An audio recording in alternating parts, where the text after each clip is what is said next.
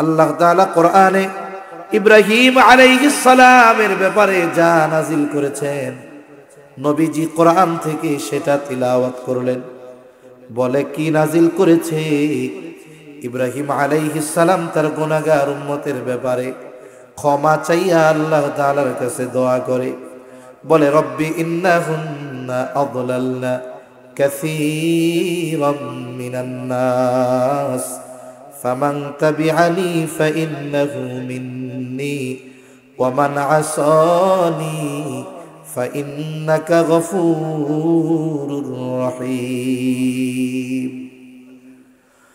ইব্রাহিম আলাইহিস সালাম তার গুনাহগার উম্মতের জন্য আল্লাহর কাছে ক্ষমা চেয়ে দোয়া করে, বলে রব, এই প্রতিমাগুলো, এই মূর্তিগুলো অধিকাংশ মানুষকে পথভ্রষ্ট বানায় ফেলছে। ফামান তাবিআনি ফাইন্নাহু মিন্নী, তবে এদের মধ্য থেকে যারা আমার আনুগত্য করেছে তারা আমার দলভুক্ত। ওয়া মান আসানি, আর যারা আমার আনুগত্য করে নাই তারা তো আমার দলভুক্ত না হলেও আমার উম্মত। তিনি কেমন যেন এই গুনাহগার উম্মতের ব্যাপারে ক্ষমা চেয়ে আল্লাহ তাআলার কাছে বলেন, ফাইন্নাকা গফুরুর রহিম, আয় আল্লাহ আপনি তো গফুর, আপনি তো রহিম। কেমন যেন ইব্রাহিম আলাইহিস সালাম বলে, আল্লাহ আপনি তো গফুর, আপনি তো রহিম, আপনি চাইলে আমার এই অবাধ্য উম্মত গুলাকেও মাফ করে দিতে পারে। وقال عيسى عليه السلام إن تعذبهم فإنهم عبادك। ঈসা আলাইহিস সালাম আল্লাহর কাছে দোয়া করে বলে, আল্লাহ আপনি যদি তাদের শাস্তি দেন তারা তো আপনারই বান্দা। নিজের উম্মতের ব্যাপারে দোয়া করে বলে, আপনি যদি তাদের শাস্তি দেন তারা তো আপনারই বান্দা। ওয়া ইন তাগফির লাহুম, আর যদি আপনি তাদের মাফ করে দেন, ফাইন্নাকা আনতাল আজিজুল হাকীম, আপনি তো মহাপ্রজ্ঞাময়, মহাপরাক্রমশালী। আপনি যদি চান আমার এই গুনাহগার উম্মত আপনার বান্দাগুলারে মাফ করে দিতে পারে। ঈসা আলাইহিস সালাম তার গুনাহগার উম্মতের জন্য ক্ষমা চেয়ে দোয়া করছে। এই আয়াত আর ইব্রাহিম আলাইহিস সালাম তার গুনাহগার উম্মতের জন্য ক্ষমা চেয়ে দোয়া করছে, এই দুই আয়াত নবীজি তিলাওয়াত করছেন। দুই আয়াত তিলাওয়াতের পরে নবীর অন্তরের অবস্থা অন্যরকম হয়ে গেছে। এইবার নবীর গুনাহগার উম্মতের কথা মনে পড়ে গেছে। নবীজির অন্তরে তার গুনাহগার উম্মতের চিন্তা। নবীজি কি করলেন? বলে ফারাফা ইয়াদাইহি ওয়া ক্বালা আল্লাহুম্মা উম্মতি উম্মতি ওয়া বাকা। নবীজি দুই হাত উঁচু করে অঝোর ধারায় কান্না করেন আর বলেন, আল্লাহুম্মা উম্মতি আল্লাহুম্মা উম্মতি, আয় আল্লাহ আমার উম্মত আমার উম্মত আমার উম্মত। নবীজি শুধু এতটুকুই বলেন, আর কোনো কিছুই বলেন না। বলেন তো, আর কোনো কিছু না বললেও নবীজি কি বলতে চায় দুনিয়ার কেউ না বুঝলেও যিনি বোঝেন তিনি কে? আল্লাহ রাব্বুল আলামিন জিবরাইল আলাইহিস সালামকে বলেন, জিবরাইল যাও মুহাম্মাদের কাছে গিয়ে তার কান্নার কারণ জিজ্ঞাসা করো। যদিও আমি তার কান্নার কারণ জানি, এরপরেও তুমি তার কাছে গিয়া জিজ্ঞাসা করো। জিবরাইল আলাইহিস সালাম নবীজির কাছে এসে জিজ্ঞাসা করে, ও মুহাম্মদ আপনি কান্না করেন কেন? যদিও আপনার কান্নার কারণ আল্লাহ তাআলা জানে, এরপরেও আপনার কান্নার কারণ তিনি আপনার কাছে জানতে চায়। এইবার নবীজি সাল্লাল্লাহু আলাইহি ওয়াসাল্লাম তার কান্নার কারণ জিবরাইল আলাইহিস সালামের কাছে বললেন। উম্মতের মাগফিরাতের কথা, নাজাতের কথা বললেন। জিবরাইল আলাইহিস সালাম আল্লাহ তাআলার কাছে গিয়ে বলে, আল্লাহ আপনার উম্মতের কান্নার, আপনার নবীর কান্নার কারণ হলো তার উম্মতের জন্য ক্ষমা। আল্লাহ তাআলা বলেন, জিবরাইল যাও আমার মুহাম্মদকে গিয়ে জানায় দাও আমি অচিরেই তাকে তার উম্মতের ব্যাপারে সন্তুষ্ট করব, আমি তাকে তার উম্মতের ব্যাপারে অসন্তুষ্ট করব না। ওয়ালা ইন সাআলতাহুম মান খালাকাস সামাওয়াতি ওয়াল আরদা লায়াকুলুন্নাল্লাহ।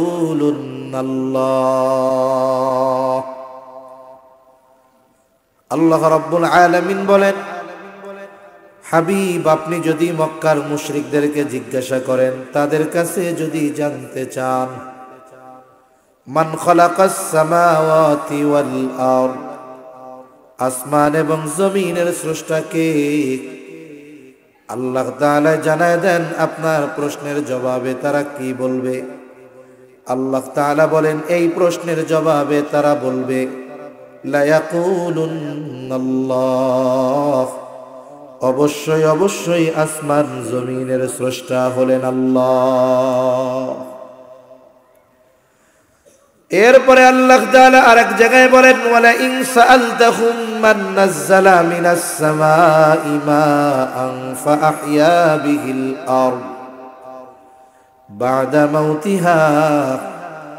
আপনি যদি মক্কার মুশরিকদের কাছে জানতে চান, জিজ্ঞাসা করেন, মান নাযালা মিনাস সামাই মাআ, কে আসমান হতে পানি বর্ষণ করে বৃষ্টি দেয়? শুধু তাই না, ফাআহইয়া বিহিল আরদা বা'দা মাউতিহা, কে ওই মৃত জমিনকে ওই পানি বর্ষণের দ্বারা পুনরুজ্জীবিত করে। তার মানে একটা জমিন শুকিয়ে ফেটে চৌচির হয়ে চাষাবাদের অনুপযুক্ত জমিনে পরিণত হয়, বলে এইটাকে বলা হয় মৃত জমিন। কিন্তু যখন ওই জমিনের উপরে বৃষ্টির পানি পড়ে, বলে জমিনটা নরম হয়ে যায়, এইবার ওই জমিনের মধ্যে ফসল উৎপাদন করা যায়। বলে কে পানির দ্বারা ফসল উৎপাদনের অনুপযুক্ত জমিনটাকে কে ফসল উৎপাদনের জন্য উপযুক্ত করে তুলে, তারা তাদের দেব দেবীদের কথা বলবে না। দুইটা তাকিদ যোগ করে আল্লাহ তাআলা বলেন, লা ইয়াকুলুন্নাল্লাহ, অবশ্যই অবশ্যই এগুলো যিনি করেন তিনি কে? আল্লাহ রাব্বুল আলামিন এরপরে বলেন, আপনি যদি তাদের অস্তিত্বের ব্যাপারে জিজ্ঞাসা করেন, তাদেরকে কে সৃষ্টি করেছে, আপনি যদি বলেন, ওয়ালা ইন সাআলতাহুম মান খালাকাহুম, আপনি যদি তাদের কাছে জানতে চান, তাদের জিজ্ঞাসা করেন, মান খালাকাহুম, তাদেরকে কে সৃষ্টি করেছে, তারা নাস্তিকদের মতো বলবে না যে আমরা এমনিতেই হয়ে গেছি, প্রাকৃতিকভাবে হয়েছি।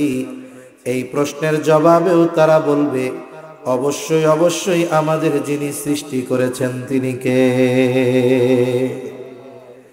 তাহলে আল্লাহ তাআলাকে আবু জেহেল, উতবা, সাইবা স্রষ্টা হিসাবে বিশ্বাস করত। এই বৃষ্টি দিত, ফসল উৎপাদন করত আল্লাহ, এটা বিশ্বাস করত। আসমান জমিনের স্রষ্টা আল্লাহ, এগুলো বিশ্বাস করত। অথচ এরপরে এরা কাফের কেন?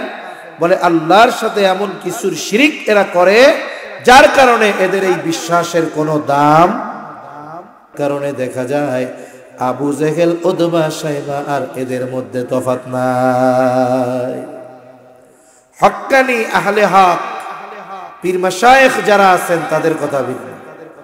কিন্তু এদেশে অনেক পীর আছে, মোবাইলে দেখি একেবারে কপাল ঠুকায় দিয়ে সেজদা করে, পীরের কাছে চায়, পীরও কিছু কয় না। এখন বলেন তো, এই কাজ যারা করতেছে, যাদের সাথে করতেছে, এরা যতই বলুক না কেন স্রষ্টা আল্লাহ, এ বিশ্বাসের কোনো দাম আছে? জোরে বলেন, দাম আছে? দাম নেই। তাহলে আল্লাহ তাআলার অস্তিত্বে বিশ্বাসী ছিল মক্কার মুশরিকেরা। শুধু তাই না, নবীজি এক হাদিসের মধ্যে বলেন, আবু জেহেল আল্লাহর কাছে দোয়া করেছে, আল্লাহ তাআলাও আবু জেহেলের দোয়া কবুল করেছে। বলে বদরের দিন সকাল বেলায় আবু জেহেল আল্লাহ তাআলার কাছে দুই হাত উঁচু করে বলে, আল্লাহ, আজকে যারা হকের উপরে, সত্যের উপরে, আপনি তাদেরকে বিজয় দান করেন।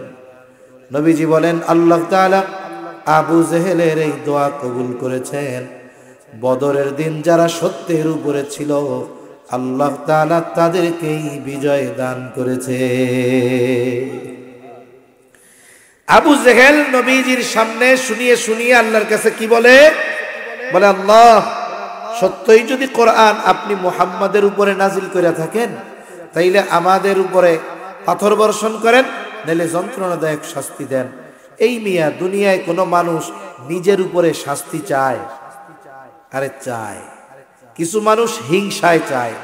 মনে করেন আপনাদের এই কামরাবো কুচিয়ামড়া এলাকার একটা ছেলে, একেবারে গরিবের সন্তান, যার বাবা মানুষের বাড়িতে কাজ করে, রাস্তায় কাজ করে, জমিনে কাজ করে, কোনো মতে কষ্ট করে ছেলেটাকে লেখাপড়া শেখায়।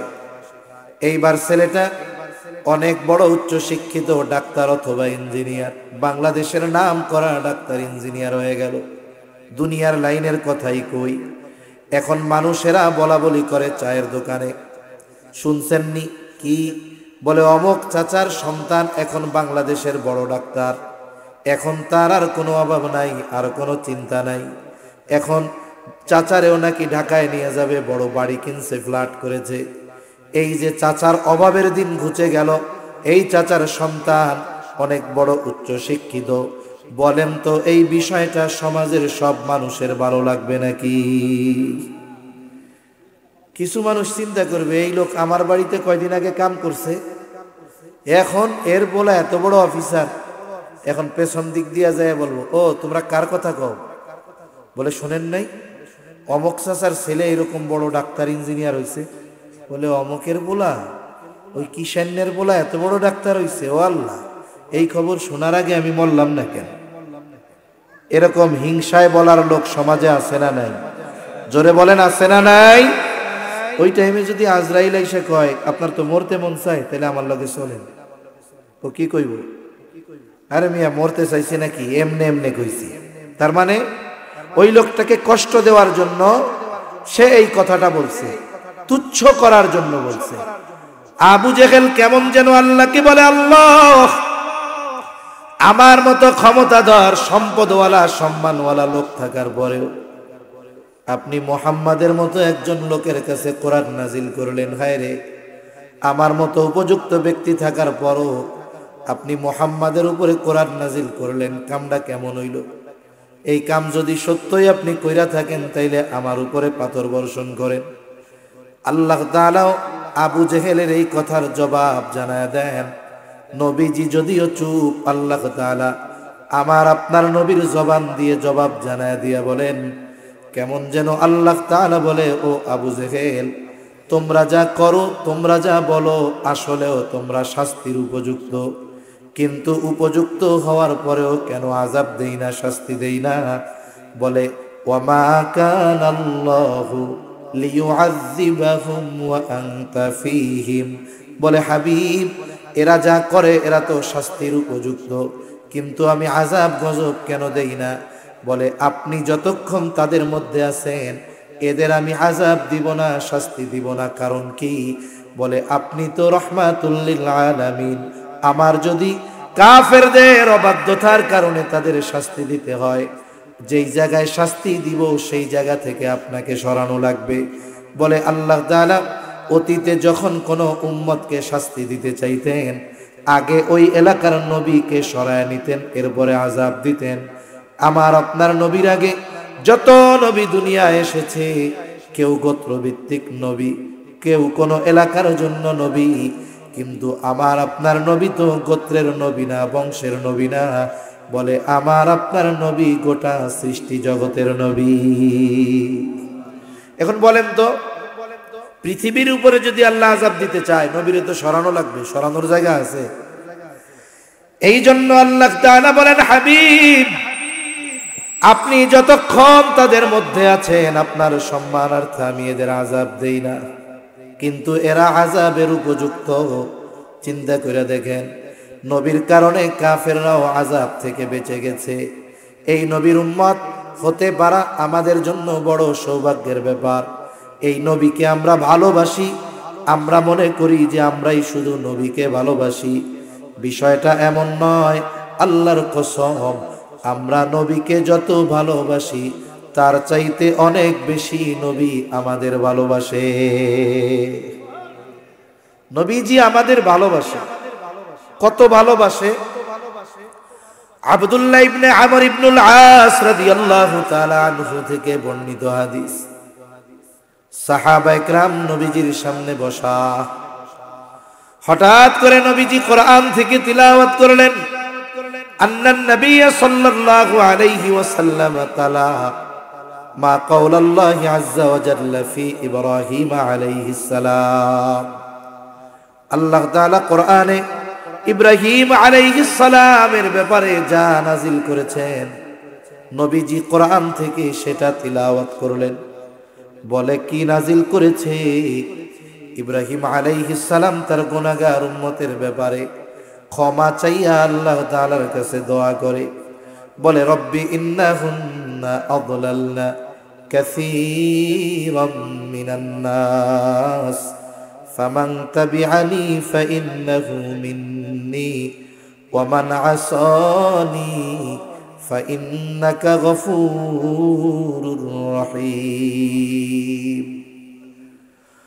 ইব্রাহিম আলাইহিস সালাম তার গুনাহগার উম্মতের জন্য আল্লাহর কাছে ক্ষমা চেয়ে দোয়া করে, বলে রব, এই প্রতিমাগুলো, এই মূর্তিগুলো অধিকাংশ মানুষকে পথভ্রষ্ট বানায় ফেলছে। ফামান তাবিআনি ফাইন্নাহু মিন্নি, তবে এদের মধ্য থেকে যারা আমার আনুগত্য করেছে তারা আমার দলভুক্ত। ওয়া মান আসানি, আর যারা আমার আনুগত্য করে নাই তারা তো আমার দলভুক্ত না হলেও আমার উম্মত। তিনি কেমন যেন এই গুনাহগার উম্মতের ব্যাপারে ক্ষমা চেয়ে আল্লাহ তাআলার কাছে বলেন, ফাইন্নাকা গফুরুর রহিম, আয় আল্লাহ আপনি তো গফুর, আপনি তো রহিম। কেমন যেন ইব্রাহিম আলাইহিস সালাম বলে, আল্লাহ আপনি তো গফুর, আপনি তো রহিম, আপনি চাইলে আমার এই অবাধ্য উম্মত গুলাকেও মাফ করে দিতে পারে। ইব্রাহিম আলাইহিস সালাম তার গুনাহগার উম্মতের ব্যাপারে ক্ষমা চেয়ে দোয়া করে কার কাছে? জোরে বলেন না, কার কাছে? আপনাদের ঘুম আসতেছে নাকি? তাকবীর দেন, নারায়ে তাকবীর। জবাব টবাব দিলে একটু ভালো লাগবে, নাকি কষ্ট হইতেছে? তাহলে নবীজি এই আয়াত তিলাওয়াত করছেন। وقال عيسى عليه السلام إن تعذبهم فإنهم عبادك। ঈসা আলাইহিস সালাম আল্লাহর কাছে দোয়া করে বলে, আল্লাহ আপনি যদি তাদের শাস্তি দেন তারা তো আপনারই বান্দা। নিজের উম্মতের ব্যাপারে দোয়া করে বলে, আপনি যদি তাদের শাস্তি দেন তারা তো আপনারই বান্দা। ওয়া ইন তাগফির লাহুম, আর যদি আপনি তাদের মাফ করে দেন, ফাইন্নাকা আনতাল আজিজুল হাকীম, আপনি তো মহাপ্রজ্ঞাময়, মহাপরাক্রমশালী। আপনি যদি চান আমার এই গুনাহগার উম্মত আপনার বান্দাগুলারে মাফ করে দিতে পারে। ঈসা আলাইহিস সালাম তার গুনাহগার উম্মতের জন্য ক্ষমা চেয়ে দোয়া করছে। এই আয়াত আর ইব্রাহিম আলাইহিস সালাম তার গুনাহগার উম্মতের জন্য ক্ষমা চেয়ে দোয়া করছে, এই দুই আয়াত নবীজি তিলাওয়াত করছেন। দুই আয়াত তিলাওয়াতের পরে নবীর অন্তরের অবস্থা অন্যরকম হয়ে গেছে।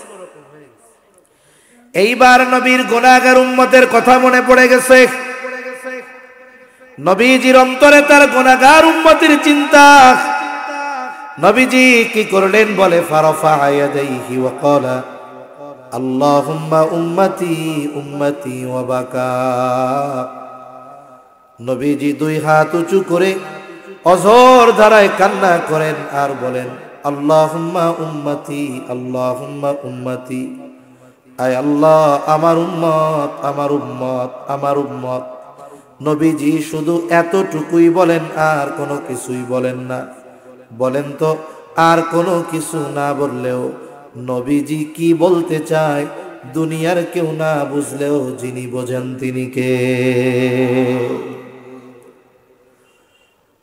আল্লাহ রাব্বুল আলামিন জিবরাইল আলাইহিস সালামকে বলেন, জিবরাইল যাও, মুহাম্মাদের কাছে গিয়ে তার কান্নার কারণ জিজ্ঞাসা করো। যদিও আমি তার কান্নার কারণ জানি, এরপরেও তুমি তার কাছে গিয়া জিজ্ঞাসা করো। জিবরাইল আলাইহিস সালাম নবীজির কাছে এসে জিজ্ঞাসা করে, ও মুহাম্মদ, আপনি কান্না করেন কেন? যদিও আপনার কান্নার কারণ আল্লাহ তাআলা জানে, এরপরেও আপনার কান্নার কারণ তিনি আপনার কাছে জানতে চায়। এইবার নবীজি সাল্লাল্লাহু আলাইহি ওয়াসাল্লাম তার কান্নার কারণ জিবরাইল আলাইহিস সালামের কাছে বললেন, উম্মতের মাগফিরাতের কথা, নাজাতের কথা বললেন। জিবরাইল আলাইহিস সালাম আল্লাহ তাআলার কাছে গিয়ে বলে, আল্লাহ, আপনার উম্মতের কান্নার, আপনার নবীর কান্নার কারণ হলো তার উম্মতের জন্য ক্ষমা। আল্লাহ তাআলা বলেন, জিবরাইল যাও, আমার মুহাম্মদকে গিয়ে জানায় দাও, আমি অচিরেই তাকে তার উম্মতের ব্যাপারে সন্তুষ্ট করব, আমি তাকে তার উম্মতের ব্যাপারে অসন্তুষ্ট করব না। আল্লাহ তাআলা বললেন যে আমি তাকে তার উম্মতের ব্যাপারে সন্তুষ্ট করব। সূরা দুহার মধ্যে আল্লাহ তাআলা বলেন, ওয়ালা সাউফা ইউতিকা রাব্বুকা ফাতারদা, যে আপনার রব আপনাকে অচিরেই এমন কিছু দিবেন আপনি খুশি হয়ে যাবেন। আর হাদিসে কি আসছে? আল্লাহ বলেন অচিরেই আল্লাহ তাআলা আপনাকে আপনার উম্মতের ব্যাপারে সন্তুষ্ট করবে, অসন্তুষ্ট করবে না। নবী এই দুই কথার জবাবে কি বলেন? নবী বলেন, আল্লাহ, আমি ততক্ষণ সন্তুষ্ট হব না যতক্ষণ না আমার সব উম্মতকে ক্ষমা করে জান্নাত না দেওয়া হবে। সুবহানাল্লাহ। উম্মতের প্রতি নবীর মায়া কত বেশি।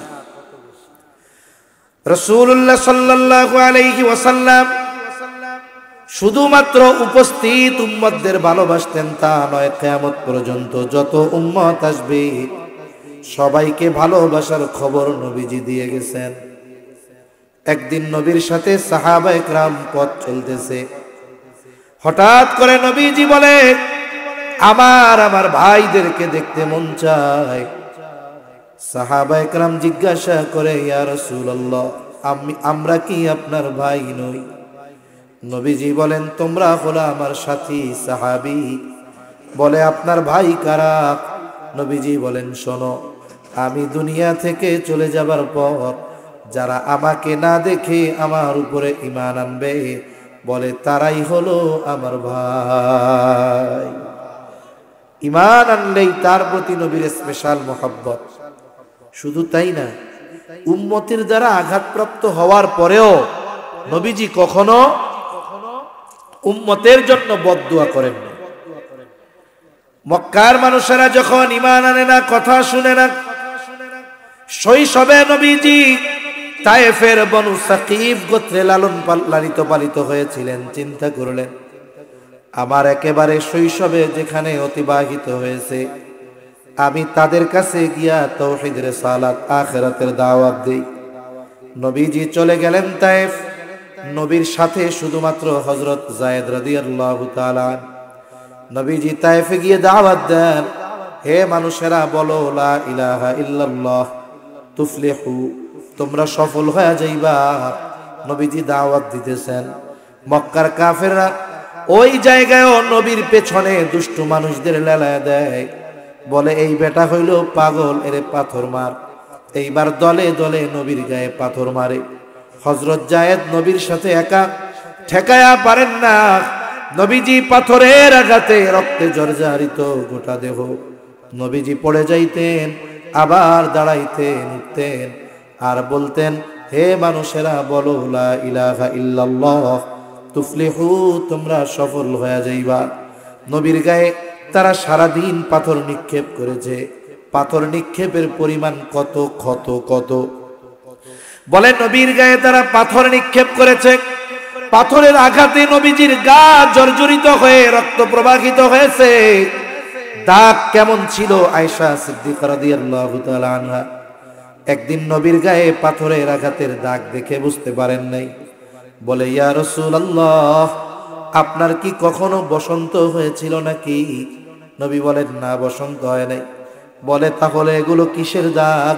নবীজি বলেন আয়েশা, আমি যখন তায়েফে দ্বীনের দাওয়াত নিয়ে গিয়েছিলাম, তায়েফের মানুষ আমাকে যে পাথর নিক্ষেপ করেছিল, এগুলো হলো তাদের নিক্ষিপ্ত পাথরের আঘাতের দাগ। একটা হলো পাথর মারলে থেতলে যাবে, আর একটা হলো যদি পাথর ধারালো হয় তাহলে থেতলাবে না, শুধু ক্ষত হবে, রক্ত বের হবে। নবীর গায়ে ক্ষত হয়ে রক্ত বের হয়েছে। বলে কি পরিমাণ রক্ত? রক্ত বের হয়ে গায়ের জামা পোশাক ভিজে গেছে। এরপরে গা বেয়ে বেয়ে পা বেয়ে বেয়ে রক্ত জুতার মধ্যে ঢুকে গেছে। জুতার মধ্যে রক্ত শুকায়া পা জুতার সাথে আটকে গেছে। কি পরিমাণ রক্ত নবীর গা থেকে ঝরছে। মাঝে মধ্যে আমরা রক্তদান করি, ব্লাড ডোনেট করি, বড় সওয়াবের কাজ। এই যে অনেক সময় আমি দেখেছি, আমি অনেকবার পিজিতে রক্ত দিয়েছি, অন্যান্য জায়গায় দিয়েছি, দেখেছি একজনের রক্ত নিল 100 গ্রাম 150 গ্রাম, এরপরে 10 মিনিট শোয়া রাখছে, এরপরে পানি দিছে, বিস্কিট দিছে, খাইছে। এরপরেও যখন শোয়া থেকে উঠে দাঁড়ায়, হাঁটতে পারে না, কেমন যেন মাথা চক্কর দিয়ে পড়ে যায়। নবীর গা থেকে এই কথার আলোকে মনে হয় 100-150 গ্রাম নয়, বরং এর চাইতে বেশি রক্ত ঝরিয়েছে তারা। নবীজি পড়ন্ত বিকালে ক্লান্ত দেহ নিয়ে একটা খেজুর বাগানের পাশে নবীজি বিশ্রাম নিচ্ছেন। আঙ্গুর বাগানের পাশে বিশ্রামরত অবস্থায় জিবরাইল আলাইহিস সালাম চলে আসলেন। এসে বলে, ইয়া রাসূলুল্লাহ, আপনার সাথে এই কওম কেমন আচরণ করেছে আপনার মালিক দেখছে।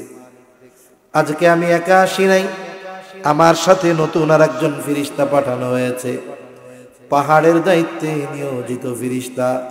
নবীজি বলেন, ওই ফেরেশতা আমার কাছে আসলো, আমাকে সালাম দিয়ে বলে, এই কওম আপনার সাথে কেমন আচরণ করেছে আপনার মালিক দেখছে। আমাকে তিনি আপনার আদেশ পালনার্থে পাঠিয়েছে। আপনি যদি আমাকে নির্দেশ দেন, 2টা পাহাড় দিয়ে এদেরকে এমন ভাবে পিষে দেওয়া হবে, নিশ্চিহ্ন হয়ে যাবে, অস্তিত্বহীন হয়ে যাবে। এই জায়গায় যে একটা জনবসতি ছিল, তার কোনো অস্তিত্ব থাকবে না। আল্লাহ পাঠাইছে আমাকে আপনার আদেশ পালন করার জন্য। আপনি শুধু অর্ডার দেন, মুহূর্তের মধ্যে খালাস। নবী কি প্রতিশোধ পরায়ণ ছিলেন নাকি? নবীকে ব্যক্তিগতভাবে যদি কেউ কষ্ট দিত, ক্ষমা চাইলে নবীজি মাফ করে দিতেন। আমরা তো প্রতিশোধ পরায়ণ। বলে 20 বছর আগে কেউ যদি আমাকে একটা কথার দ্বারাও কষ্ট দিয়ে থাকে, 20 বছর পরে যদি আমার পাওয়ার হয়, ক্ষমতা হয়, ওই 20 বছর আগের ওই কথার প্রতিশোধ নিতে আমি উন্মুখ হয়ে থাকি। মনে রাখবেন, প্রতিশোধ পরায়ণ মানুষের অন্তরে কোনোদিন শান্তি আসে না। কিন্তু যারা ক্ষমার এই মহান গুণ অর্জন করতে পারে, এদের সম্পদ না থাকতে পারে কিন্তু শান্তি দিয়ে হৃদয় ভরপুর থাকে। আল্লাহ তাআলা এই ক্ষমার গুণ আমাদের দান করেন, বলি আমিন। আরে প্রতিশোধ সবাই কম বেশি নিতে পারে, ক্ষমা কয়জন করতে পারে? নবীজি আরাম করতেছিলেন, আরাম থেকে উঠে বসলেন। কেমন যেন ফেরেশতাকে বলে, শোনো, তুমি তো আমাকে বলতেছো, আদেশ দেন 2 পাহাড় দিয়ে এদের পিষে দেই। কিন্তু এদের ব্যাপারে আমি আল্লাহ তাআলার কাছে কি আশা পোষণ করি জানো? আমি তো এদের ক্ষতি চাই না, আমি তো এদের ধ্বংস চাই না, বরং আমি আল্লাহর কাছে আশা করি, বাল আরজু আন ইয়াখরুজাল্লাহু মিন আসলাবিহিম মান ইয়াবুদুল্লাহা ওয়াহদাহু ওয়া লা ইউশরিকু বিহি শাইআ। নবীজি বলেন, আমি তো এদের ব্যাপারে আল্লাহ তাআলার কাছে এই আশা পোষণ করি যে এরা হয়তো বুঝতে পারে নাই, তাই আমার কথা মানে নাই, কিন্তু হয়তো আল্লাহ তাআলা এদের মধ্য থেকে এমন এক সম্প্রদায় বের করবে যারা এক আল্লাহর ইবাদত করবে, তার সাথে শিরিক করবে না। আমি তো এই আশা করি, আর তুমি আমারে কইতেছো যে নির্দেশ দেন পাথর চাপা দিয়া সাইজ কইরা দেই। একটু চিন্তা করেন তো, উম্মতের প্রতি কেমন মায়া মোহাব্বত ভালোবাসা থাকলে এই রকম আঘাত প্রতিঘাতের পরেও নবীজি ক্ষমা করে দেন। একটা একটা হাদিস ঘটনা বলতে গেলে অনেক বলা যাবে। আসেন, নবীজি আমাদের ভালোবাসেন এ ব্যাপারে সব একদিকে রাখেন। নবীজি আমাদের ভালোবাসেন এই খবর কোরআনে জানিয়েছেন কে? জোরে বলেন না কে? আল্লাহ তাআলা জানিয়েছেন। আল্লাহ তাআলা বলেন, লাকাদ জাআকুম রাসূলুম মিন আনফুসিকুম আজিজুন আলাইহি মা আনিতুম হারিসুন আলাইকুম বিল মুমিনিনা রাউফুর রহিম। একটু খেয়াল দিয়া আল্লাহর রাস্তায় কথাগুলো শুনবেন, তাহলে বোঝা যাবে। আল্লাহ তাআলা বলেন, লাকাদ জাআকুম রাসূলুম মিন আনফুসিকুম, তোমাদের মধ্য থেকে তোমাদের জন্য এমন একজন রাসূল এসেছেন। বলে রাসূল কেমন রাসূল? বলে আজিজুন আলাইহি মা আনিতুম, এই রাসূল হলো এমন রাসূল, তিনি হলেন তোমাদের জন্য যেটা কষ্টের সেটা তার জন্য কষ্টের। তার মানে উম্মত যেটাতে কষ্ট পায় সেটাতেও নবীজি কষ্ট পায়। উম্মত জাহান্নামে গিয়ে কষ্ট পাবে, নবীজির এতে কষ্ট লাগবে। দুনিয়ায়ও যদি নবীর উম্মতের কোনো কষ্ট হয়, এই কষ্ট নবীজিও অনুভব করে। একে বলে সমব্যথী, আজিজ। তাহলে নবী আমাদের কষ্টে কষ্ট পান। এখন কথা হলো, একজন মানুষ আর একজনের কষ্টে কষ্ট পায় কেমনে? বলে পায় যদি সম্পর্কটা গভীর হয়।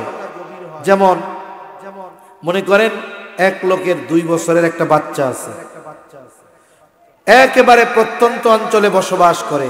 বাচ্চার বয়স কয় বছর? এমন প্রত্যন্ত অঞ্চল, বাজারঘাট নাই, দোকান নাই, অসুস্থ হইলে রাত্রে কোনো ব্যবস্থা করার উপায় নাই। গভীর রাত, ওই 2 বছরের বাচ্চা প্রচন্ড জ্বরাক্রান্ত হয়ে গেল, অসুস্থ। রাত 1টা বাজে, 2টা বাজে, দোকানও নাই, যানবাহনও নাই, হসপিটালে নেওয়ার উপায় নাই।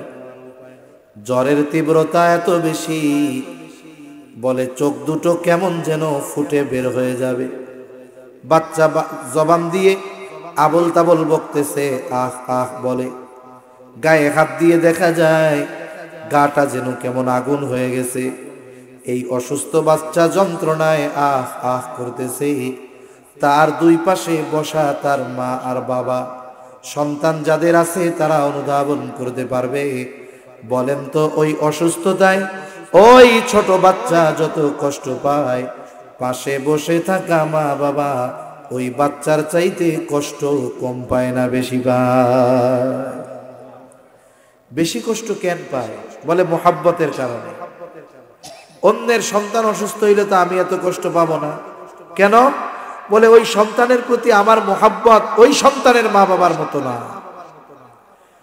আল্লাহর কসম করে বলি, মা বাবা আমাকে আপনাকে কত ভালোবাসে, তার চাইতে নবীজি অনেক গুণ বেশি ভালোবাসে। বলে আসলে ভালোবাসে কে? বলে বিপদ আপদ মুসিবতে পাশে থাকে যে। বিপদে যে আপনারে আমারে ফালায়া দৌড় দিবে, ও যদি মাইক একটা লাগায় কয় আপনারে খুব ভালোবাসি, বিশ্বাস করবেন নাকি? দুনিয়ার বিপদ আপদ মুসিবত এটা ক্ষণস্থায়ী, চোখ বন্ধ হলেই শেষ। বলে কঠিন মুসিবত, আসল মুসিবত হলো কিয়ামতের দিন। ওই মুসিবতে আমার পাশে যে আমাকে ভালোবাসে সে। বলে কিয়ামতের ওই কঠিন মুসিবতে যুবক, তোমার বন্ধু তোমার পাশে থাকবে না, আমার বন্ধু আমার পাশে থাকবে না, মা বাবা থাকবে না, স্ত্রী সন্তান কেউ থাকবে না। আল্লাহ তাআলা বলেন, ইয়াউমা ইয়াফিরুল মারউ মিন আখিহি ওয়া উম্মিহি ওয়া আবিহি ওয়া সাহিবাতিহি ওয়া বানিহি লিকুল্লি ইমরিইম মিনহুম ইয়াউমাইযিন শা'নুন ইউগনি। আল্লাহ তাআলা বলেন, কিয়ামতের দিন ভাই ভাইয়ের থেকে পলায়ন করবে। ওয়া উম্মিহি ওয়া আবিহি, পিতামাতার থেকে পলায়ন করবে, ওয়া সাহিবাতিহি ওয়া বানি, স্ত্রী সন্তানদের থেকে পলায়ন করবে। হায়রে, কত মানুষ প্রবাসে থাকে, বিদেশে থাকে, 24 ঘন্টার 18 ঘন্টা ডিউটি করে, 2 ঘন্টার মধ্যে রান্না বান্না খাওয়া দাওয়া, মাত্র 4 ঘন্টা ঘুমায়। কত পরিশ্রম, কত কষ্ট। এরপরেও অফিস থেকে যখন বাসায় ফিরে গভীর রাত, বাংলাদেশে গভীর রাত, ফোনটা দেয়, স্ত্রী ফোন রিসিভ করার পরে বলে, মাত্র ডিউটি থেকে আসলাম, অনেক কষ্ট করে আসলাম, আমার কলিজার টুকরা সন্তানের চেহারাটা একটু দেখাও। এইবার ঘুমন্ত সন্তানের চেহারাটা যখন মোবাইলের মধ্যে দেখে, চ্যালেঞ্জ দিয়া বললাম, ওই 20 ঘন্টা কষ্ট করে আসা যুবকটার এই 20 ঘন্টা 18 ঘন্টার কষ্ট মুহূর্তের মধ্যে দূর হয়ে যায়। বলে কষ্টটা দূর হয়ে গেছে।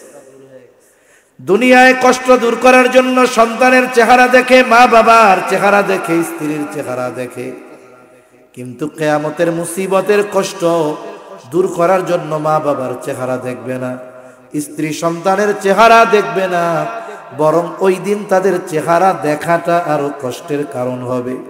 মুসিবতটা কত বেশি!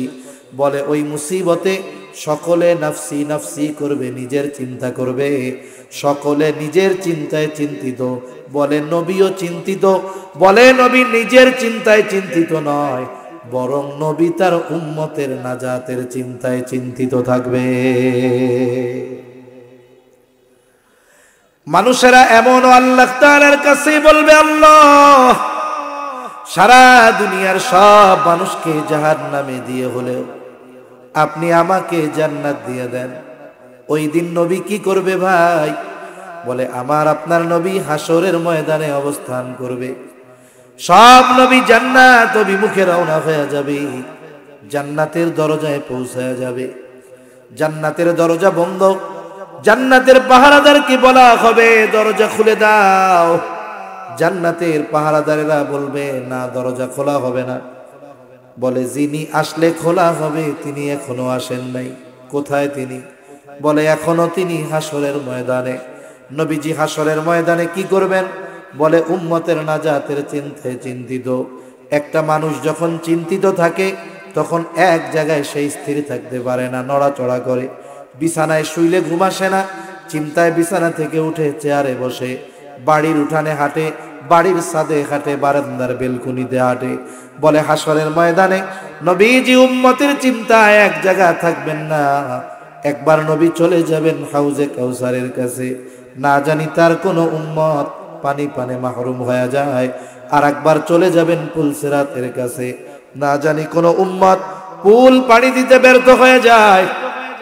আর একবার নবী চলে যাবেন মিজানের কাছে, না জানি কোনো উম্মত ওজনে ধরা পড়ে যায়।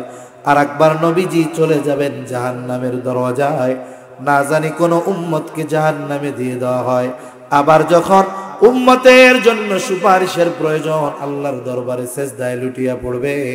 বলে যতক্ষণ না নবীর ওই উম্মত যার অন্তরে যাররা পরিমাণ ঈমান হলেও ছিল, তার ব্যাপারে আল্লাহ তাআলার পক্ষ থেকে যতক্ষণ না জান্নাতের নিশ্চয়তা নবী পাবে, ততক্ষণ পর্যন্ত আমার আপনার নবী নিজে জান্নাত অভিমুখে রওনা হবে না। ওই দিন নবী আমাদের ভুলবে না। তাইলে বলেন, মা বাপ বেশি ভালোবাসে না নবী বেশি ভালোবাসে? জোরে বলেন, মা বাবা বেশি ভালোবাসে না নবীজি বেশি ভালোবাসে?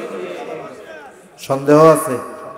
এই জন্য মোহাব্বতের কারণে যেমন সন্তান অসুস্থ হইলে মা বাপ কষ্ট পায়, অনুরূপ উম্মতের প্রতি নবী মোহাব্বতের কারণে উম্মতের কষ্টে নবী কষ্ট পায়।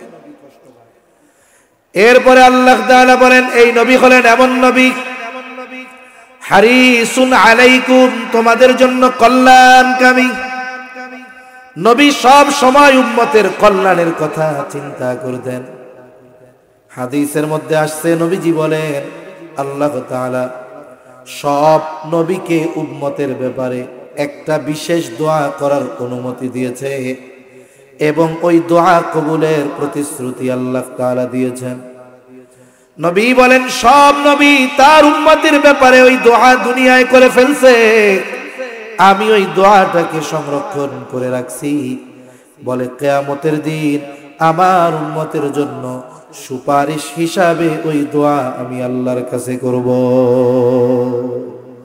কারণ এই দোয়াটা দুনিয়ায় করার চাইতে আখিরাতে করলে আমার উম্মতের জন্য বেশি কল্যাণকর হবে। এজন্য নবী ওই দোয়া আখিরাতের জন্য জমায় রাখছেন। আচ্ছা, আপনাদের কষ্ট হইতেছে না তো? আমার কথা কইতেছি। কার কথা? নবীজির কথা বলতেছি, নবীজির আলোচনা করতেছি। যার আলোচনাকে সমুন্নত করেছেন কে? আমার মনে হচ্ছে আপনাদের এই নবীর আলোচনা শুনতে ভালো লাগতেছে না, খারাপ লাগতেছে। কিছু কিছু লোকের আচরণ এরকম মনে হইতেছে যে ভালো লাগতেছে না। হুজুর একটু কৌতুক কইতো, হুজুর একটু গরম গরম জাড়ি দিত, হাসিনারে জাহান্নামে পাঠাইতো, তাইলে খুব ভালো লাগতো। বিষয়টা হলো, আর একটা বিষয় হলো, আবার অনেকে চিন্তা করে কয়টা পর্যন্ত করবে। আমার ঘড়িতে 11:05 বাজে। ইনশাআল্লাহ আমি বয়ান 11:30টার মধ্যে শেষ করে দিব। এতে সুবিধা হইল, বেশি রাত হলে বেনামাজিদের চাইতে নামাজির চিন্তা বেশি। আবার অচেনা গন্তব্য কাছে হইলেও দূরে মনে হয়।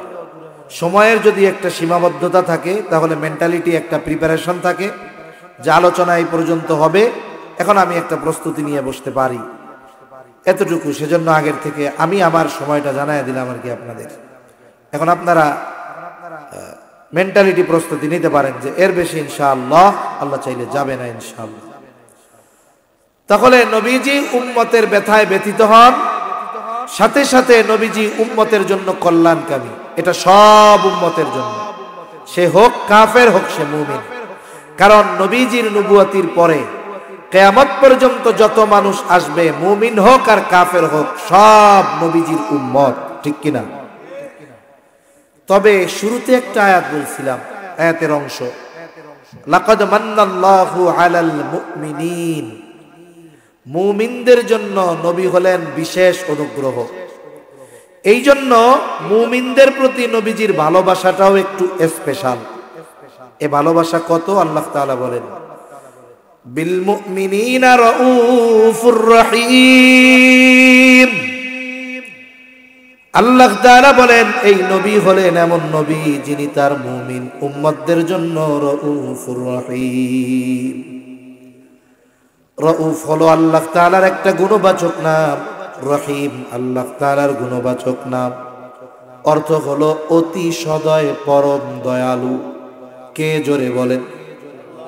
দুনিয়ার কোনো মানুষ রাউফুর রহিম হতে পারে না, দুনিয়ার কোনো মানুষ রাউফুর রহিম হতে পারে না। বলে আল্লাহ তাআলার যত গুণ আছে এগুলোর একমাত্র অধিকারী আল্লাহ। কিন্তু অনেক সময় বাংলাদেশের মধ্যে অনেক পীরের নামের আগে লকবে আমরা দেখেছি এমন এমন শব্দ ব্যবহার করে যেই শব্দের একমাত্র হকদার হলেন আল্লাহ। এখন মনে করেন কথার কথা, কেউ যদি কয় আমার পীর হইল রাউফুর রহিম, তার মানে ও আল্লাহর সিফাত পীরের সাথে লাগায়া দিল। এখন এই কথা যদিও বিশ্বাস করে ও বেঈমান, কোনো সন্দেহ আছে? এজন্য মনে রাখবেন, অনেক নামাজি মানুষ না জানার কারণে শিরিক করতেছে, বেঈমান। অনেক মানুষ বিশ্বাসগত কারণে বেঈমান হয়ে বসে আছে। এ মানুষগুলো বুঝে না, বুঝাইতে চাইলেও অনেক সময় মনে করে এই হুজুররা আমাকে দুশ্মন, এরা খারাপ লোক, ভালো মানুষ না। তাহলে রাউফুর রহিম একমাত্র কে? দুনিয়ার কোন সৃষ্টি রাউফুর রহিম হতে পারে না। তবে আল্লাহ যদি কাউকে তার কোনো গুণবাচক শব্দ দিয়ে সম্বোধন করেন তাতে কোনো অসুবিধা নাই। এখন নবী তার মুমিন উম্মতদের কত ভালোবাসেন এটা বোঝাতে গিয়ে আল্লাহ তাআলা তার গুণবাচক শব্দ, এই শব্দ দুটি নবীজির শানে ব্যবহার করেছেন। সুবহানাল্লাহ বলেন। কেমন যেন আল্লাহ তাআলা বলেন এই নবী হলেন এমন নবী যিনি তার মুমিন উম্মতদের জন্য রাউফুর রহিম, অতি সদয়, পরম দয়ালু। একটু যদি কথাটা দিল দিয়া বুঝতে পারেন তাহলে অনুধাবন করতে পারবেন যে আমার আপনার নবী আমাকে আপনাকে কত ভালোবাসে। আল্লাহ কি বলে? বলে এই নবী তার মুমিন উম্মতদের জন্য অতি সদয় পরম দয়ালু। যেই নবী আমাদের এত ভালোবাসে, সেই নবীকে ভালোবাসার দরকার আছে না নাই? নবীরে ভালোবাসতে রাজি আছি আমরা? কেমন ভালোবাসতে হবে? নবীকে ভালোবাসতে হবে জীবনের চাইতেও বেশি। হযরত উমর রাদিয়াল্লাহু তাআলা আনহু নবীজিকে বলেন, ইয়া রাসূলুল্লাহ, আমি আমার জীবনের পরে সবচাইতে বেশি আপনাকে ভালোবাসি। নবীজি বলেন, উমর হয় নাই। একটু পরেই উমর বলে, ইয়া রাসূলুল্লাহ, এই মুহূর্ত থেকে আমি আপনাকে আমার জীবনের চাইতেও বেশি ভালোবাসি। এজন্য নবীকে ভালোবাসা এটা মুমিনের ঈমান। নবীরে ভালো না বাসলে সে বেঈমান, নবীকে ভালো না বাসলে কি? বেঈমান। সেজন্য নবীজি বলেন, লা ইউমিনু আহাদুকুম হাত্তা আকুনা আহাব্বা ইলাইহি মিন ওয়ালিদিহি ওয়া ওয়ালাদিহি ওয়ান নাসি আজমাইন। নবীজি বলেন, তোমাদের মধ্যে কেউ ততক্ষণ পর্যন্ত মুমিন হতে পারবে না যতক্ষণ না সে তার পিতা মাতা সন্তান সন্ততি এক কথায় সকলের চাইতে আমি নবীকে বেশি ভালো না বাসবে। অতীতে যা ছিল ছিল, বলেন এখন থেকে কারা কারা নিজের জীবনের চাইতে নবীকে বেশি ভালোবাসেন? একমাত্র তারা হাত উঁচু করবেন, বাকিরা না। কারা ভালোবাসেন জীবনের চাইতে বেশি? নারায়ে তাকবীর, নারায়ে তাকবীর। আল্লাহ হাতগুলা কবুল করেন, বলেন আমিন। এখন নবীকে ভালোবাসি আমরা। এখন বিষয় হলো, নবীর জন্য তো জীবনও দিতে রাজি, কারণ জীবনের চাইতে নবীরে বেশি ভালোবাসি। আমি যার জন্য জীবন দিতে পারবো তার জন্য বাকি কাজ করা কি কঠিন নাকি? কঠিন না, সহজ। আমি যার জন্য জীবন দিয়ে দিতে পারি তার জন্য বাকি অন্য কাজ করা এটা তো সহজ, স্বাভাবিক বিষয়। এখন নবীকে কেমনে ভালোবাসবো? যে শাহেদ হয়, নবী যদি আমার সামনে থাকতেন, আমি যদি নবীকে সামনে পাইতাম, ভালোবাসা সর্বোচ্চ বাসতে পারতাম।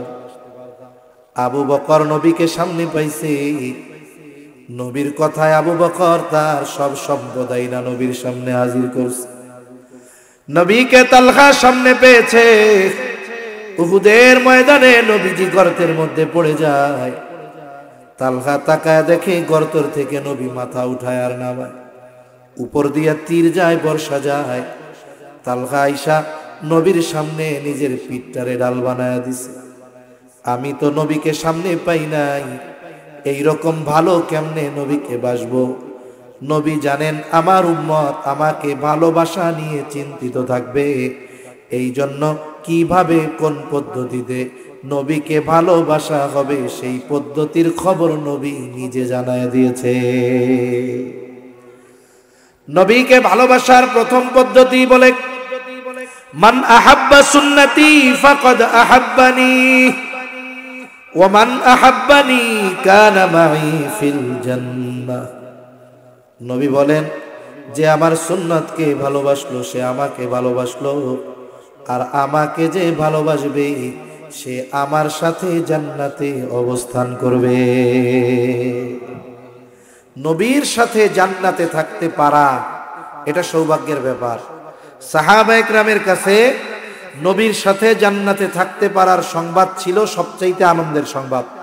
আনাস রাদিয়াল্লাহু তাআলা আনহু বলেন যে এক সাহাবী, গ্রাম্য সাহাবী আসছে, নবীজিরে জিজ্ঞাসা করছে কিয়ামত কখন হবে। লম্বা হাদিস সংক্ষেপে বলতেছি। নবীজি তারে পাল্টা জিজ্ঞাসা করছে, মা আদাত লাহা, এই তুমি কিয়ামতের জন্য কি পাথেয় সংগ্রহ করছো? লোকটা বলে, আমি আল্লাহ এবং তার রাসূলকে ভালোবাসি। নবীজি বললেন, আল মারউ মা মান আহাব্বা, বলে যে যাকে মোহাব্বত করে তার সাথে অবস্থান করবে, তার মানে জান্নাতে তার সাথে সে থাকবে। এই কথা বলার পর লোকটা বাড়ির দিকে চলে যায়। হযরত আনাস রাদিয়াল্লাহু তাআলা আনহু বলেন, নবীজির মুখে যখন শুনলাম তার সাথে জান্নাতে থাকতে পারবো, কারণ আমরা সবচাইতে বেশি ভালো নবীকে বাসি। হযরত আনাস রাদিয়াল্লাহু তাআলা আনহু বলেন, ইসলাম গ্রহণের পর আর কোনো কথা শুনে আমরা এতটা খুশি হই নাই যতটা খুশি নবীর সাথে থাকতে পারবো, এই কথা শুনে আমরা হয়েছি এত খুশি ইসলাম গ্রহণের পরে আর কোনো কথাই হই না। আমরাও নবীর সাথে জান্নাতে থাকতে পারবো নবীর সুন্নতকে মোহাব্বত করলে। মনে করেন এক কোম্পানি আপনারে অফার দিছে, অফার কি বলে আমাদের পণ্য কিনে লটারি জিতুন। লটারিতে কি পুরস্কার? বলে পুরস্কার হলো সৌদি আরবের ওয়াচ টাওয়ারটা আছে, ওই ঘড়িয়ালা বিশাল বিল্ডিং, ক্লক টাওয়ারে একেবারে কাবা ভিউ, যেখানে আপনার রুম হবে ওইখান থেকে কাবা দেখা যাবে। আপনার সুযোগ, থাকার সুযোগ 5 দিন 5 রাত, সাথে সাথে আপনার বিমানের টিকিটও দেওয়া হবে। এই দুইটা অফার, বিমানের টিকিট আর হোটেলে থাকার সব ব্যবস্থাপনা। অফার তো পাইছেন, এখন আপনার পাসপোর্টও নাই, ভিসাও নাই, অফার ভোগ করার সুযোগ আছে। নবীর সাথে জান্নাতে থাকার অফার আছে, তবে জান্নাতে আগে যাইতে হবে। আপনাকে আগে মক্কায় পৌঁছাইতে হবে, এরপরেই না আপনি 5 স্টার হোটেলটায় থাকবেন। পৌঁছানোর জন্য ভিসা নাই, পাসপোর্ট নাই, কাজ হবে না। এখন বলে আমি আপনি যদি নবীর সাথে থাকতে চাই জান্নাতে যাওয়া লাগবে। বলে জান্নাতে কেমনে যাব? নবীজি বলেন কুল্লু উম্মতি ইয়াদখুলুনাল জান্নাতা ইল্লা মান আবা। নবীজি বলেন আমার সব উম্মত জান্নাতে প্রবেশ করবে, আবা উম্মত ছাড়া। কে আবা উম্মত? নবীজি বলেন মান আতাআনি দাখালাল জান্নাহ ওয়া মান আসানি ফাকাদ আবা। নবীজি বলেন আমার আনুগত্য যে করবে সে জান্নাতে প্রবেশ করবে, আর জান্নাতে যে প্রবেশ করবে সে তো জান্নাতে আমার সাথে থাকবে, আর যে আমার আনুগত্য করবে না আবা উম্মত, সে জান্নাতেও যেতে পারবে না। তাহলে দুই হাদিসের সমন্বয় কি হয়? বলে নবীর সুন্নতকে মোহাব্বতের সাথে অনুসরণ করলে জান্নাতে যাওয়া যায়, নবীর সাথেও থাকা যায়। নবীর সুন্নাত অনুসরণও করতে হবে, মোহাব্বতও করতে হবে, তবেই নবীর সাথে জান্নাতে গিয়ে থাকা যাবে। একটু চিন্তা করে দেখেন, নবীর সাথে জান্নাতে থাকার অফার। আবার দেখেন নবীর অনুসরণের মাধ্যমে আল্লাহর ভালোবাসা পাওয়া যায়। নবীর অনুসরণ করলে শুধু জান্নাতে থাকা যাবে তা নয়, বলে নবীর অনুসরণ যেই ব্যক্তি করে তাকে ভালোবাসে কে? আল্লাহ তাআলা বলেন কুল ইন কুনতুম তুহিব্বুনাল্লাহা ফাত্তাবিউনি ইউহিব্বুকুমুল্লাহ। আল্লাহ তাআলা বলেন হাবিব আপনি বলেন তোমরা যদি আল্লাহকে ভালোবাসতে চাও, আমরা আল্লাহকে ভালোবাসতে চাই, কারণ ইমানদার আল্লাহকে ভালোবাসতে চায়। এখন কেমনে ভালোবাসবো? আল্লাহ বলেন হাবিব আপনি বইলা দেন তোমরা যদি আল্লাহকে ভালোবাসতে চাও ফাত্তাবিউনি, আমার অনুসরণ করো। আমার অনুসরণ করলে আল্লাহকে ভালোবাসা হয়ে যাবে। আর আমার অনুসরণ যদি করো, তোমার আল্লাহকে ভালোবাসা নিয়ে চিন্তা করা লাগবে না। আল্লাহ বলেন হাবিব আপনি বলে দেন ইউহিব্বুকুমুল্লাহ, নবীর অনুসরণ যারা করবে আল্লাহ বলেন আল্লাহ তাআলা তাদের ভালোবাসবে। আল্লাহ ভালোবাসলে লাভ কি? নবীর অনুসরণ করলে কার ভালোবাসা পাওয়া যায়? জোরে বলেন কার? এমনি আল্লাহ ভালোবাসলে লাভ আছে না? হাদিসের মধ্যে আসছে নবীজি বলেন আল্লাহ তাআলা যখন কাউকে ভালোবাসে, জিবরাইল আলাইহিস সালামকে ডাক দিয়ে বলে জিবরাইল আমি দুনিয়ার অমুক বান্দাকে ভালোবাসি, তুমিও তারে ভালোবাসো। এইবার জিবরাইল আলাইহিস সালাম তাকে ভালোবাসতে শুরু করে। শুধু তাই না, আসমানের মধ্যে এসে ঘোষণা করে দেয় ও আসমানের বাসিন্দারা, দুনিয়ার অমুক ব্যক্তিকে আল্লাহ ভালোবাসে, আমিও ভালোবাসি, তোমরাও ভালোবাসো। এইবার আসমানের বাসিন্দারা তাকে ভালোবাসতে শুরু করে। মনে রাখবেন আপনার এলাকায়, আমার এলাকায়, আমাদের এলাকায় হয়তো এমন কিছু মানুষ আছে যাদেরকে সাধারণ মানুষ তেমন ভাবে চিনে না, তাদের ইউটিউবে ওয়াজ নাই, ফেসবুকে ভাইরাল না, তারা হয়তো এই দুনিয়ার সেলিব্রিটি না, কিন্তু আসমানের ফেরেশতাদের কাছে তারা বড় সেলিব্রিটি। আসমানের ফেরেশতারা ওই লোককে চিনে, তার আলোচনা করে। এখন আসমানের ফেরেশতারা তাকে ভালোবাসতে শুরু করে। বলে এর দ্বারা কি হয়? নবীজি বলেন এইবার দুনিয়ার মধ্যে আল্লাহ তাআলা ওই ব্যক্তির গ্রহণযোগ্যতা ও ভালোবাসা মানুষের অন্তরে সৃষ্টি করে দেয়। এজন্য নবীর সুন্নাত মুহাব্বতের সাথে অনুসরণ করার মাধ্যমে আল্লাহর ভালোবাসা পাওয়া যায়, ফেরেশতাদের ভালোবাসা পাওয়া যায়, দুনিয়ায় ন্যাচারাল গ্রহণযোগ্যতা বাড়ে। একটা হলো আর্টিফিশিয়াল গ্রহণযোগ্যতা, একটা হলো ন্যাচারাল গ্রহণযোগ্যতা। মনে করেন কিছু মানুষ আছে না, সামাজিক নেতা বা রাজনৈতিক নেতা বা বড় প্রভাবশালী ব্যক্তি, মানুষ এদের সামনাসামনি দেখা হইলে সালাম দেয়, অগসরে গালি দেয়, ঠিক কিনা কোন? এটা কি আসল গ্রহণযোগ্যতা হইল? হয় না। কিন্তু কিছু মানুষ আছে যাদের প্রভাব নাই, ক্ষমতা নাই, টাকা পয়সা নাই, মারদাঙ্গা লোক না, মানুষ এদের সামনেও সম্মান করে, অগোচরেও সম্মান করে, এদেরকে গ্রহণযোগ্য মনে করে, এদের কথা মানুষ শুনে। কেন? বলে এই গ্রহণযোগ্যতা সে দুনিয়ার কোনো জিনিসের দ্বারা অর্জন করতে পারে নাই, আসমানওয়ালার মোহাব্বত পাওয়ার কারণে এই যোগ্যতা তার অর্জন হয়েছে, ঠিক কিনা বলেন? এখন আমাদের কোনো নেতা, যদি বড় নেতা, সে যদি সুন্নাতওয়ালা হয়ে যায়, তাইলে সে তো আর আর্টিফিশিয়াল গ্রহণযোগ্য হবে না, তাইলে সে ন্যাচারাল একেবারে রিয়েল গ্রহণযোগ্য ব্যক্তি হয়ে যাবে, ঠিক কিনা বলেন? এই জন্য আমরা আল্লাহর কাছে দোয়া করি, আমাদের দেশে যারা রাজনৈতিক নেতৃবৃন্দ আছে, আল্লাহ তাআলা এদের সকলকে সুন্নাতের অনুসরণকারী বানায় দিক, বলি আমিন। এতে কি হবে? তাদেরও লাভ হবে, মানুষেরও লাভ হবে, ঠিক কিনা বলেন? তাহলে আমরা যদি নবীর সুন্নাতকে মুহাব্বতের সাথে অনুসরণ করি, মুহাব্বতের সাথে যদি অনুসরণ করি, নবীর সাথে জান্নাতে থাকা যাবে। একটু চিন্তা করে দেখেন, নবীর সুন্নাত বিহীন এই দুনিয়ায় অতিবাহিত করলে আখেরাতে ধরা পড়তে হবে। আমাদের মুসলমানদের কালচার হলো সুন্নাত। মুসলমানদের কালচার কি জোরে কোন? কোন জায়গায় কি করতে হবে নবীজি সব দেখায় গেছে। কিন্তু আফসোসের বিষয়, মুসলমান আমরা আমাদের মূল কালচারকে বাদ দিয়ে অমুসলিমদের কালচার যখন ধারণ করেছি, তাদের সংস্কৃতি যখন ধারণ করেছি, তাদের রীতিনীতি যখন ধারণ করেছি, তখন থেকেই সংখ্যায় বেশি হওয়ার পরেও আমাদের উপরে কাফেরদের জুলুম অত্যাচার আর আমাদের অধঃপতন। অনেক সময় অনেক সেমিনার হয় না, উম্মার অধঃপতনে করণীয় কি? সোজা কথা, কিচ্ছু করণীয় নাই, কোরআন সুন্নাহকে আঁকড়ে ধরতে হবে। কোরআন সুন্নাহ না ধরলে এই অধঃপতন সময়ের সাথে আরো গভীর হবে, এখান থেকে উঠে দাঁড়ানো যাবে না। এজন্য আমাদেরকে আমাদের সংস্কৃতি, সুন্নাত, কোরআন আঁকড়ে ধরতে হবে। এই যে দেখেন, আজকে 27 তারিখ, শেষ হয়ে যাবে একটু পরে।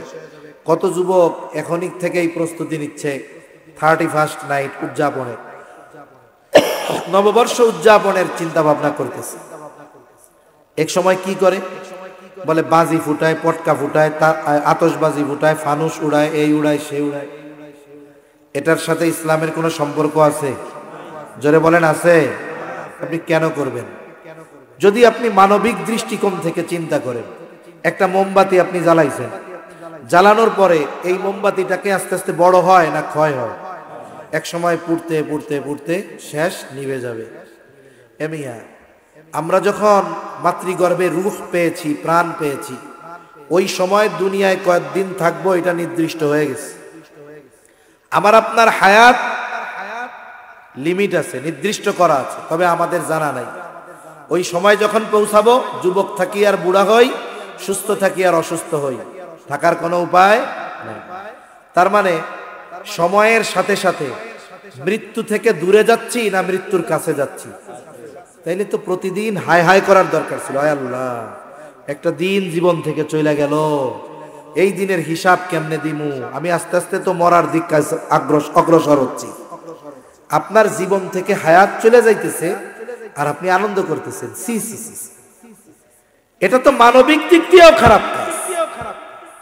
আর ধর্মীয় দিক দিয়ে যদি আসেন, এই যে ইংরেজি মাসগুলো 12 মাস, আন্তর্জাতিকভাবে অফিসিয়াল ভাবে এই তারিখের হিসাব রাখা হয়, আপনার তারিখের হিসাব রাখতে গোনা নাই। কারণ সৌরবর্ষের হিসাব আর চন্দ্রবর্ষের হিসাব দুটোই দিয়েছেন কে? এই 365 দিনে বছর আর 355 দিনে বছর, দুইটাই আল্লাহ দিয়েছেন। আপনি হিসাব রাখেন, অসুবিধা নাই তো। চন্দ্র হিসাবও রাখতে হবে, সৌর হিসাবও রাখতে হবে। এখন এই সৌর হিসাব রাখতে গিয়ে যেই 12 মাস নাম নির্ধারণ করা হয়েছে, এগুলো রোমানদের এক একজন দেবতার নামের অংশ নিয়ে এই নামগুলো রাখা হয়েছে। যেমন জানুয়ারি, জানুস নামক এক দেবতা, ওর নামের প্রথম অংশ থেকে রাখা হয়েছে জানুয়ারি। আচ্ছা, এই অনুষ্ঠান উদযাপন ইসলামের সাথে কোনো সম্পৃক্ত নাই। সম্ভবত 1582 সাল টাল হবে এরকম। পপ গ্রেগরি, উনি ঈসা আলাইহিস সালামের জন্মের সময় থেকে নিয়ে হিসাব করে এই ইংরেজি বা এই গ্রেগরি ক্যালেন্ডার চালু করছেন। এই খ্রিস্টীয় বর্ষের আরেক নাম হলো গ্রেগরি সন, গ্রেগরি ক্যালেন্ডার বলে এটারে। উনি চালু করছেন 1582 সালে। এই যে শুরু হয়েছে ই করা, আর বর্ষ উদযাপনের অনুষ্ঠান শুরু হয়েছে মুশরিকদের থেকে। পারস্যর অধিবাসীরা করত নওরোজ নামে, প্রতি বছর তারা এই বর্ষবরণ অনুষ্ঠান করত। ইসলামে এর কোনো সম্পর্কই নাই ইসলামের সাথে, অথচ দেখা যায় অমুসলিমদের এই কালচারগুলো মুসলমানরা আরো ঘটাও করে উদযাপন করে।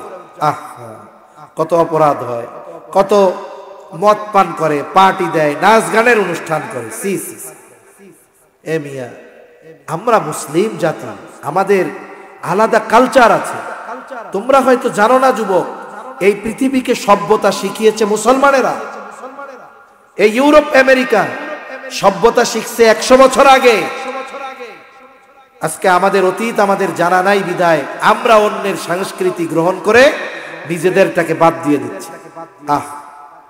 আমরা এই আগ্রাসনে, এই যুদ্ধে আমরা হেরে যাচ্ছি। এজন্য আমাদের বিজাতীয় কালচার বাদ দিয়ে মুসলিম কালচার গ্রহণ করার দরকার, এগুলোকে প্রতিষ্ঠিত করা দরকার। তা না হলে এক সময় কি হবে, মুসলমানের সন্তানের নামটা থাকবে শুধু মুসলিম নাম, আর বাকি সব কাজ হবে ইহুদি নাসারাদের মতো। ঠিক কিনা বলেন? এজন্য আমরা আমাদের কথা, কর্ম, কাজ, পোশাক আশাক, আচার আচরণ, সংস্কৃতি কোনো কিছুতে বিজাতিদের অনুসরণ করব না। অনুসরণ যদি করি কি হবে?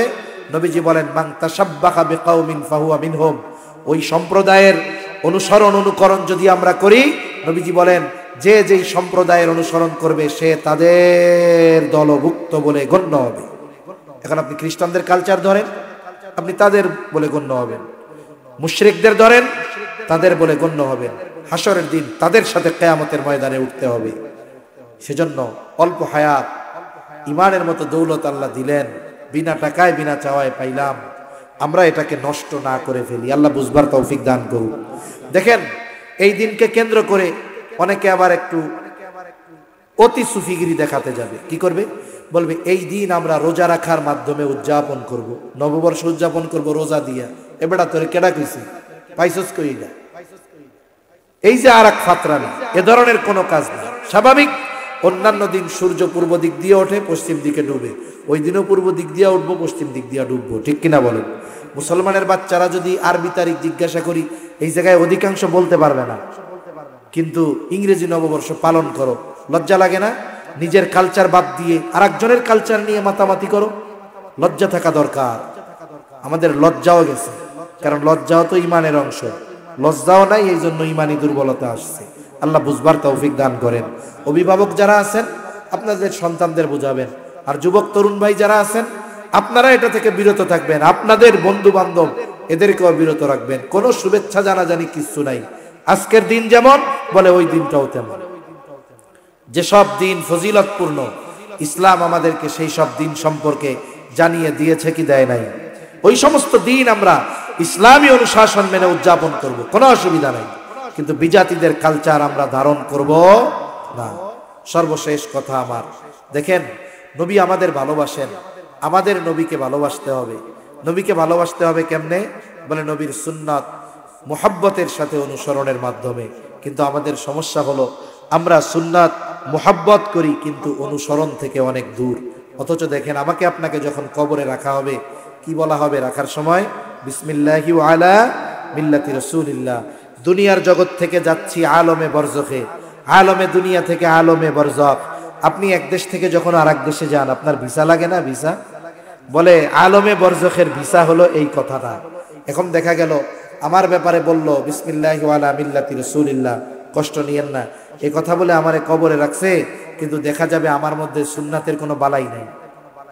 নবীর সুন্নাতের উপরে কবরে রাখলাম, এই কথা বলে কবরে যে রাখলো, কিন্তু আমার মধ্যে সুন্নাতের বালাই নাই। এখন বলেন তো আমার ব্যাপারে এই কথা সত্য হবে না মিথ্যা হবে? এজন্য নবী মুহাব্বত করে আমাদের, আমরা নবীর জন্য জীবন দিতে প্রস্তুত। কেন নবীর মুহাব্বতে সুন্নাত অনুসরণ করি না? একটু নিজেকে গিয়ে নিজে প্রশ্ন করবেন। সুন্নাত অনুসরণ করতে গিয়ে কেউ যদি আমাদেরকে তিরস্কার করে, খোটা মারা কথা বলে, বলুক না। দুনিয়ার একজন নেতার জন্য খোসা কথা শুনলে নেতার আস্থাভাজন মুহাব্বতের পাত্র হওয়া যায়। আমি আপনি যদি নবীর সুন্নাত পালন করতে গিয়ে, যুবক যদি দাড়ি রাখতে গিয়ে ভাইয়া থেকে কেউ সাসা ডাকা শুরু করে, ডাকুক না, এতটুকু তিরস্কার হয়তো কিয়ামতের দিন নবীজির সুপারিশ পাওয়ার কারণ হতে পারে। ঠিক কিনা বলেন? এজন্য জীবনটা এমনভাবে সাজাই, যখনই মারা যাব আমাকে কবরে রাখার সময়